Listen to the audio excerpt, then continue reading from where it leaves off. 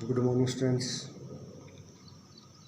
आज का हमारा विषय है जनसंचार माध्यम। जनसंचार माध्यम के प्रकार। आज हम इस विषय पर चर्चा करेंगे। संचार के विभिन्न प्रकार के होते हैं, पर वे परस्पर काफ़ी मिले जुले होते हैं। इन्हें अलग अलग करके देखना कठिन होता है। संचार के निम्नलिखित रूप होते हैं। नंबर 1, सांकेतिक समाचार। जब हम किसी व्यक्ति को संकेत या इशारे से बुलाते हैं तो इसे सांकेतिक संचार कहते हैं। अपने से बड़ों को प्रणाम करते हुए हाथ जोड़कर प्रणाम करना मौखिक संचार का उदाहरण है। मौखिक संचार के समय चेहरे और शरीर के विभिन्न अंगों की मुद्राओं की मदद ली जाती है।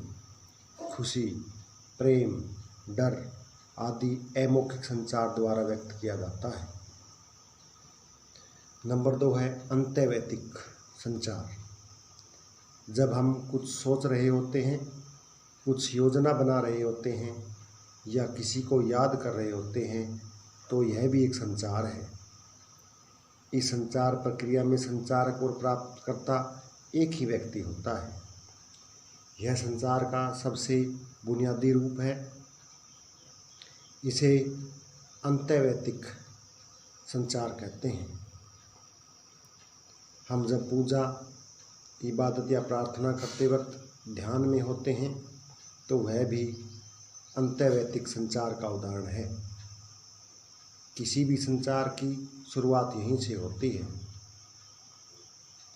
नंबर 3, समूह संचार।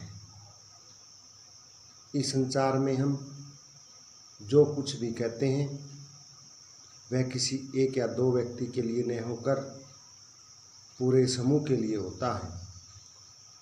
समूह संचार का उपयोग समाज और देश के सामने उपस्थित समस्याओं को बातचीत और बहस मुहाइसे के जरिए हल करने के लिए होता है। संसद में जब विभिन्न मुद्दों पर चर्चा होती है तो यह भी समूह संचार का एक उदाहरण है। नंबर 4 है जनसंचार।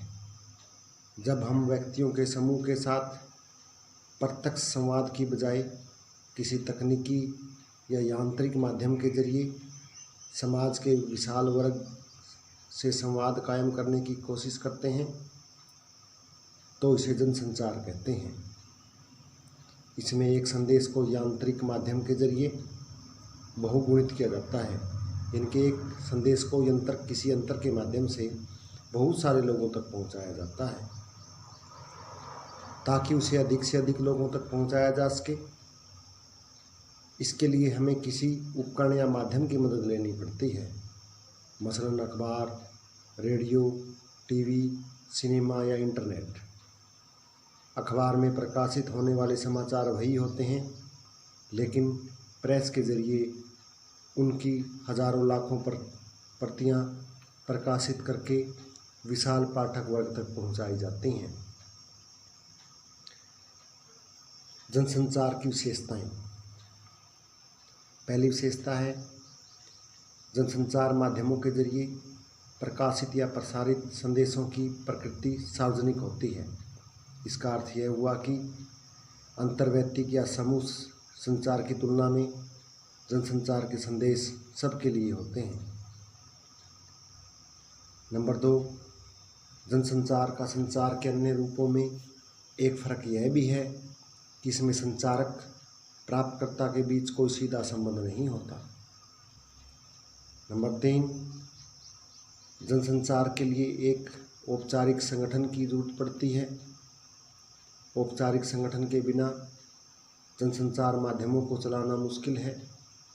जैसे समाचार पत्र किसी न किसी संगठन से प्रकाशित होता है या रेडियो का प्रसारण किसी रेडियो संगठन की ओर से किया जाता है।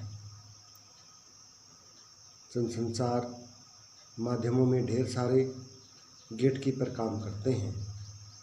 गेटकीपर का मतलब द्वारपाल। द्वारपाल वह व्यक्ति या व्यक्तियों का समूह है जो जनसंचार माध्यमों से प्रकाशित या प्रसारित होने वाली सामग्री को नियंत्रित और निर्धारित करता है। जनसंचार माध्यमों में द्वारपाल की भूमिका बहुत महत्वपूर्ण मानी जाती है। यह उसकी ही जिम्मेदारी है कि वे सार्वजनिक हित, पत्रकारिता के सिद्धांतों, मूल्यों और आचार संहिता के अनुसार सामग्री को संपादित करें और उसके बाद ही उसके प्रसारण या प्रकाशन की इजाज़त दें। तो प्यारे बच्चों, आज के लिए इसकी विशेषताएं और इसके प्रकार थे, जिसको आपको भली भांति समझना है। जैसे कि आपको पता है, आज से स्कूल द्वारा जो होमवर्क है वो स्कूल ऐप पर दिया जा चुका है और आगे भी स्कूल ऐप पर ही दिया जाएगा। इसलिए आपसे अनुरोध है कि आप सभी अपने मित्रों को बताएं कि वो स्कूल द्वारा जो स्कूल की ऐप है उसको डाउनलोड करें और उसी के अनुसार अपना काम करें। धन्यवाद।